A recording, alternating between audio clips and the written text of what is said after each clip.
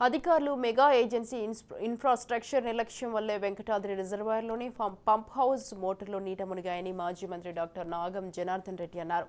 ఉమ్మడి పాలమూరు జిల్లాలో 7 లక్షల ఎకరాలకు సాగునీరు అందించేందుకు ఏర్పాటు చేసిన 4 పంప్ హౌజ్లలో 3వ పంప్ హౌస్ నీట మునిగిందన్నారు. వట్టెం వెంకటాద్రి రిజర్వాయర్లో 2437 కోట్లతో కొనుగోలు చేసిన మోటార్లు వరద నీటితో నీట మునగడం బాధాకరమన్నారు. వరదలు వస్తే నీళ్లు ప్రవహిస్తాయని మెగా ఏజెన్సీకి కానీ అధికారులకు కానీ తెలియదా అని ఆయన ప్రశ్నించారు. ప్రారంభానికి ముందే ఈ దుస్థితి నెలకొనడం దారుణమన్నారు. సీఎం రేవంత్ వెంటనే వాటిపై స్పందించి మెగా ఏజెన్సీపై అధికారులపై చర్యలు తీసుకోవాలని డిమాండ్ చేశారు.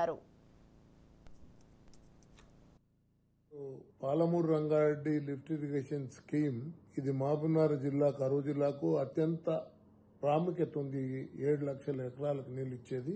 ఇది 4 పంప్ హౌజులు ఉన్నాయి.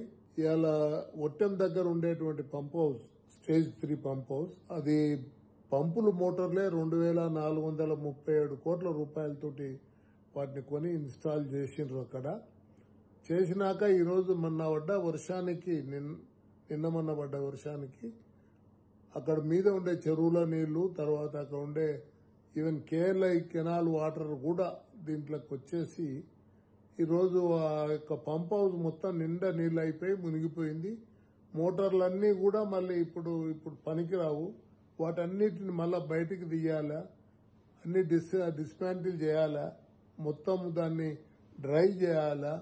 చేసిన తర్వాత కానీ మళ్ళీ రీఇన్స్టేట్ చేయాల్సిన అవసరం ఉంది. ఇనాగ్రేషన్ కంటే బిఫోరే ఈరోజు ఈ దుస్థితి రావడం ఇవాళ, ఎందుకంటే అంత ఎఫిషియన్సీ ఉండదు.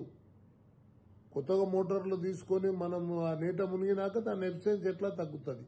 ఇవాళ నేను ముఖ్యమంత్రిని అడుగుతున్నా, ఈ ఏజెన్సీ తెలియదా? ఆడిట్ టనల్స్ మంచిగా ఓపెన్ చేసి పెట్టిండ్రు మీరు.